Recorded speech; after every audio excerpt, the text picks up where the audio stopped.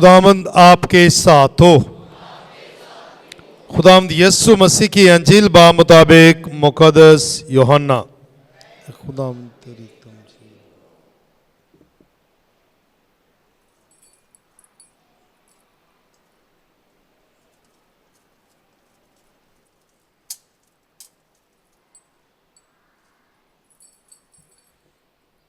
उसके 10वें बाब की 11वीं से 18वीं आयत। उस वक्त यीशु ने कहा, अच्छा चरवाहा मैं हूं। अच्छा चरवाहा भेड़ों के लिए अपनी जान देता है। मजदूर जो ना चरवाहा है और ना भेड़ों का मालिक, भेड़िए को आते देखकर भेड़ों को छोड़ देता और भाग जाता है, और ये इसलिए कि वो मजदूर ही होता है और उसको भेड़ों का फिक्र नहीं। अच्छा चरवाहा मैं हूं, और उसी तरह मैं अपनी भेड़ों को जानता हूं और मेरी भेड़ें मुझे जानती हैं। जिस तरह से कि बाप मुझे जानता है और मैं बाप को जानता हूं और मैं भेड़ों के लिए अपनी जान देता हूं। मेरी और भी भेड़ें हैं जो इस भेड़ खाने की नहीं। ज़रूर है कि मैं उन्हें भी लाऊं और वो मेरी आवाज़ सुनेंगी, और एक ही गल्ला और एक ही चरवाहा होगा। बाप मुझे इसलिए नहीं प्यार करता कि मैं अपनी जान देता हूं ताकि मैं उसे फिर ले लूं। कोई उससे मुझसे छीनता नहीं, बल्कि मैं उसे आप ही देता हूं, और मुझे उसके देने का भी इख्तियार है और उसे फिर ले लेने का भी इख्तियार है। ये हुक्म मैंने अपने बाप से पाया है।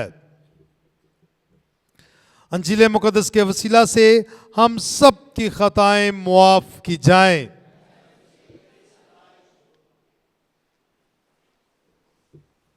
मसीह मेरे अजीजों, यौम बुलाहट हमेशा हम पाशका के चौथे इतवार की लतूरिया के दौरान मनाते हैं। आज की पहली तिलावत में भी चरवाहा चुपान, पहली जो दुआ हमने की है, पहली तिलावत में भी यही सुना है।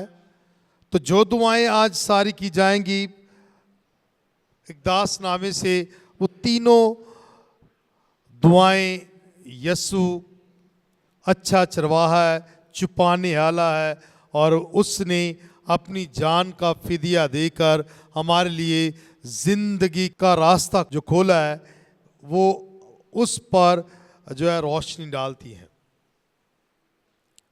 और ये एक खूबसूरत पैगाम है आपके लिए और मेरे लिए। अच्छा चरवाहा मालिक होता है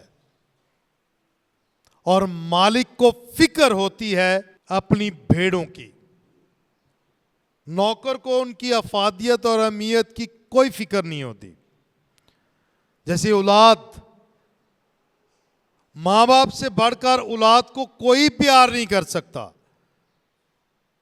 चाहे जितने भी बड़े और गहरे रिश्ते क्यों ना हों।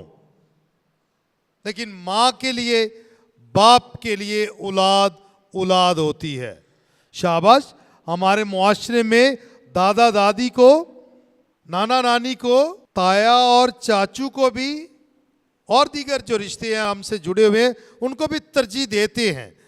लेकिन इनमें खास तौर पर माँ बाप जितना प्यार करते हैं वो औलाद को कोई और नहीं कर सकता।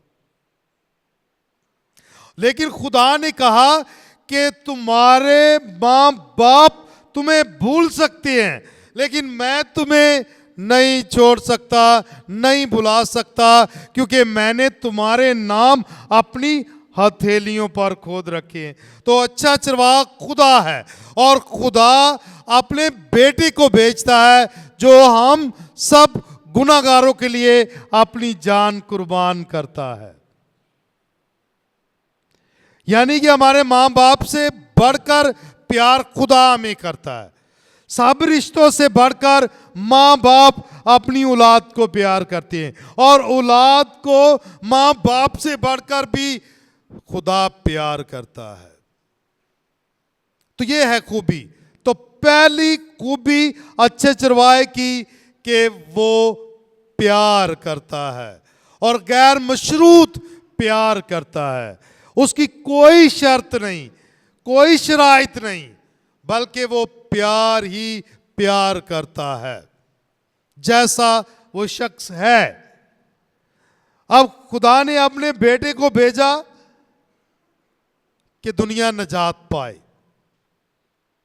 और वो बेटा सलीब पर जान कुर्बान करके तीसरे रोज मुर्दों में से जी उठता है, और इस बात को वजाहत के साथ बयान कर देता है कि वो किस लिए आया था, ताकि हम जिंदगी पाएं, बल्कि कसरत सी पाएं, कसरत की जिंदगी पाएं। तो कसरत की जिंदगी अच्छा चरवाहा देता है। दूसरी उसकी खूबी है जिंदगी देने वाला, निजात देने वाला। निजात देने वाला जान कुर्बान करता है। तीसरी बड़ी खूबी, प्यार भी करता है, जिंदगी भी देता है, और अपनी जिंदगी देने के लिए अपनी जान भी कुर्बान कर देता है। भेड़ किसी भी मुसीबत में हो, चरवाहा मालिक कभी भी अपनी भेड़ को तनहा नहीं छोड़ता। और इसकी मिसाल अंजील मुकद्दस में हमें मिलती है कि एक शख्स की, जो एक चरवाहे की 100 भेड़ें थी, और उसमें एक भेड़ जो है खो जाती है, तो वो 99 जो थी, 99 जो थी, उनको छोड़कर वो एक की तलाश में निकल पड़ता है। यानी वो भी इतनी ही अहम है, बहुत अहम है। यानी कि वो उनसे फिक्र 99 की नहीं, बल्कि उस एक की होती है। ये अच्छे चरवाहे की खूबी है कि वो प्यार करता है, जिंदगी देता है, निजात देने के लिए अपनी जान भी कुर्बान करता है। अच्छा चरवाहा अपनी भेड़ों के लिए जान देता है। ये आज मसीह खुदावंद ने बयान कर दिया वजाहत के साथ। अब अच्छा चरवाहा प्यार करता है, love his sheep. Good shepherd loves his sheep. दूसरी खूबी जो बड़ी खूबसूरत है वह है अच्छा रहबर, लीडर। अच्छा चरवाहा अच्छा रहबर है, लीडर है। और लीडर कभी भी अपने लोगों को गुमराह नहीं करता, अपने लोगों को तनहा नहीं छोड़ता, बल्कि वो उनकी खिदमत करता है, उनका ख्याल करता है, और उनकी रहबरी करने के लिए हर वक्त कोशिश रहता है, ताकि वो अच्छे तरीके से जो है। इसलिए उसने क्या कहा, मेरी भेड़ें मुझे पहचानती हैं, मुझे पहचानती। तो अच्छा रहबर, लीडर कभी भी अपने लोगों को तनहा नहीं छोड़ता। दुख हो, परेशानी हो, तकलीफ हो, कभी भी तनहा नहीं छोड़ता। और मैं ये वसूख के साथ कहता हूँ, फ़ख्र के साथ कहता हूँ कि हमारे पाकिस्तान में हमारे बिशप साहबान जब भी कोई मुसीबत, जब भी कोई परेशानी, जब भी कोई तकलीफ़ हमारी कलीसिया पर बाहर से आई है, वो डट कर खड़े हुए हैं। और ख़ास तौर पर हम अपने बिशप की बात करते हैं कि जब भी कभी कोई तकलीफ़ आई है, वो हमेशा हमारी रहनुमाई करते हैं। जड़ामाला में एक वाक़या जो हुआ, सबसे ज़्यादा बिशप साहब मुख्तलिफ रहनुमाओं के साथ, रहबरों के साथ, वहाँ गैर मसीहियों के साथ भी जाकर वहाँ उन्होंने एहतजाज किया और अपना पैगाम जो है वो दिया था कि हमारे लोग जो हैं जान सके कि उनके साथ है, हम खड़े शाना बेशाना। और ये खूबियाँ कहाँ से हमें मिलती हैं? यस्सू से। यस्सू से ये सीखा है, यस्सू ये मिजाज हमें देता है। और हमें ये चैलेंज मिला है, बिशप साहबान को भी, कायनाना बरादरी को भी, और सारे मोमिनीन को भी ये चैलेंज मिला है कि हम अच्छे चरवाहे के मिजाज को अपनाएं, अच्छे चरवाहे के मिजाज को अपनाकर अपने ईमान को संभाले रखें। तो रहबर कभी तनहा नहीं छोड़ता अपने लोगों को, अपनी कलीसिया को, कभी। कि हमारे अच्छे चरवाहे की तालीम है यही कि जैसे मैंने तुम्हें प्यार किया है तुम भी एक दूसरे को वैसे ही प्यार करो। हम काहिनों पर, रायबाना जिंदगी को जिसने अपनाया है, बिशप साहबान पर, हर एक शख्स पर, मुबशरानी अंजील पर भी ये हुक्म लागू होता है कि हम वैसे ही प्यार करें जैसे यीशु ने कलीसिया को प्यार किया है, हमें प्यार किया है, हम वैसे ही उन्हें प्यार करें। ये सबसे बड़ा चैलेंज है भाई, हुक्म है हम सब के लिए कि हम उस अच्छे चरवाहे के मिजाज को अपनाएं, उसकी खूबियों को अपनाएं और उसके कहे के मुताबिक चलें। उसने कहा मेरी भेड़ें मुझे पहचानती हैं, जानती हैं, और जानना बहुत ज़रूरी है। उसने क्या कहा कि मैं बाप को जानता हूं और बाप मुझे जानता है। ये खूबसूरत अंजील मुक़द्दस में यीशु ने वजाहत कर दी कि भाई वो मेरी भेड़ें मुझे जानती हैं और मैं अपनी भेड़ों को जानता हूं। ये पैगाम है खूबसूरत तरीके से, यानी कि जानना बहुत ज़रूरी है। अच्छा चरवाहा बाप को जानता है, उसकी मर्ज़ी को जानता है और वो उसके मुताबिक जो है उसके मिशन को जारी और सारी रखता है। ये खूबसूरत कलाम मेरे लिए और आपके लिए। अच्छी भेड़ें तो मेरी आवाज़ सुनेंगी, ये तकाजा भी, इस पर हम बाद में बात करते हैं। तो जानना बहुत ज़रूरी है और उसके लिए दुआ, कलाम और उसके साथ वक्त गुजारना बहुत ज़रूरी है कि हम इस बात को समझ पाएँ, जान पाएँ कि दर हकीकत अच्छे चरवाहे का मजाज क्या है और उसका तकाजा क्या है। ये बहुत ज़रूरी है। अब यहाँ 3 बातें मैंने बयान की कि वो प्यार करता है, रहबरी करता है और फिर वो सुनता है, अपने लोगों को सुनता है। लिसन, अच्छा चरवाहा सुनता है, अपनी भेड़ की आवाज को सुनता है। और इस लिहाज से जब भी हम खुदा से मांगते हैं तो दुआ करते हैं तो हमें ईमान के साथ मांगना चाहिए, क्योंकि वो अच्छा चरवाहा सुनता है, प्यार करता है, रहबरी करता है और सुनता है।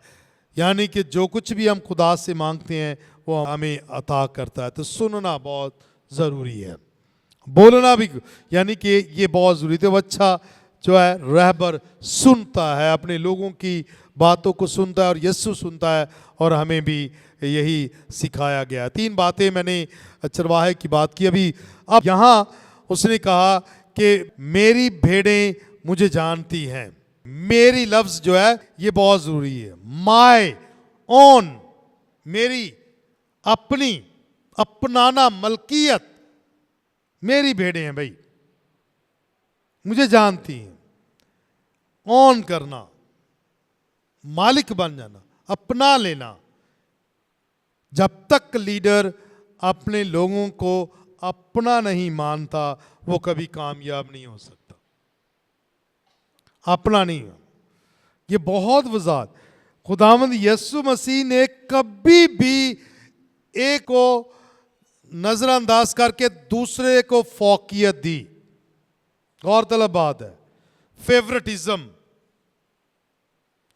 किसी एक को खास तौर पर प्यार नहीं किया,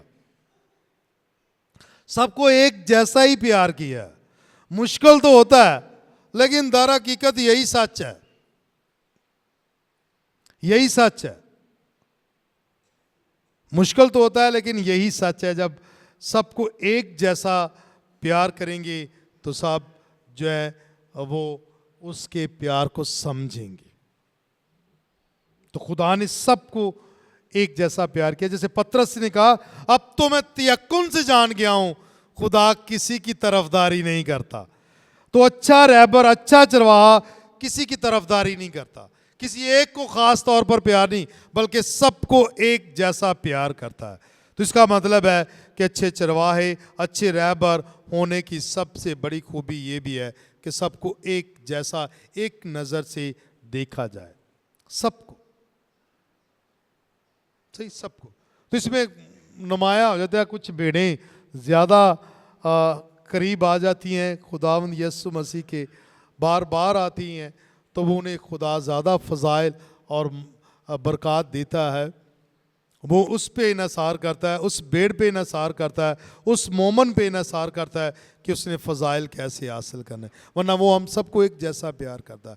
ये खुदा का प्यार ही है कि वो नेको बद पर उसका सूरज चमकता है, मींह भी बरसता है तो दोनों पर बरसता है, किसी एक खास पे नहीं। लेकिन जो रास्तबाज और नेक जिंदगी बसर करते हैं वो समझ जाते हैं। अब मैं समझ रहा हूं कि 3 बड़ी खूबियां जो है एक अच्छी भेड़ में होनी चाहिए, और मैंने पहले ही कह दिया कि हर मोमन जिसने यीशु के नाम का बपतिस्मा पाया है वो अच्छी भेड़ के साथ तशबीह दी गई है। तो अच्छी भेड़ की खूबी क्या होनी चाहिए? पहले, जैसा अच्छा चरवाहा है वैसे ही भेड़ को प्यार करना चाहिए, चरवाहे को साफ। दूसरी बड़ी बात, कुर्बानी देनी। तो कुर्बानी क्या है? यीशु ने तो जान कुर्बान की है, और हम क्या कर सकते हैं? अपने पर्सनल एजेंडे कुर्बान कर सकते हैं, अपने पर्सनल मंसूबे जो है कुर्बान कर सकते हैं, अपनी जो ख्वाहिशात हैं उनको नजरअंदाज करके कुर्बान कर सकते हैं, अपनी नींद को कुर्बान करके यीशु के पास जब आते हैं तो ये हमारी मोहब्बत को जाहिर करेंगे। और दीगर काम जो हमें खुदावंद यीशु मसीह से, खुदा के कलाम से और पाक यूक्रिस्ट से दूर करते हैं, वो कामों को अगर हम नजरअंदाज करते हैं तो इसका मतलब है हम अच्छी भेड़ होने का फर्ज अदा करते हैं। तो कुर्बानी देनी तो पड़ेगी, और सलीब उठाओ और मेरे पीछे हो, ये यीशु के अल्फाज। सलीब उठाओ, और सलीब उठाना ही दर हकीकत अच्छी भेड़ की खूबी होनी चाहिए। प्यार करना और उसके साथ साथ अपनी सलीब उठाना, कुर्बानी देने का मतलब ये अच्छी भेड़ की सबसे बड़ी खूबी ये होनी चाहिए। बड़ी वज़ाहत, इसको समझना बहुत ज़रूरी है कि हम कैसे यीशु को प्यार कर सकते हैं, हम कैसे यीशु के कहे के मुताबिक चल सकते हैं। तीसरी बड़ी खूबी मेरे ख्याल के मुताबिक वो है सुनना, ताबेदारी, सुनना। उसने आज कहा मेरी भेड़ें मेरी सुनती है, और सुनने वाला अच्छे चरवाहे को जानता है, और जानना मतलब उसकी मर्जी के मुताबिक जानना। सुनना बहुत ज़रूरी है, ये बहुत ज़रूरी है, इसको समझना बहुत ज़रूरी है। जब तक हम सुनेंगे नहीं हम उस वक्त तक कामयाब नहीं हो सकते, उस वक्त तक कामयाब नहीं हो सकते। तो सुनना बहुत ज़रूरी है। सुनना तो सुनना खुदा के कलाम से, और जब हम खुदा का कलाम सुनते तो ईमान कैसे पैदा होता है?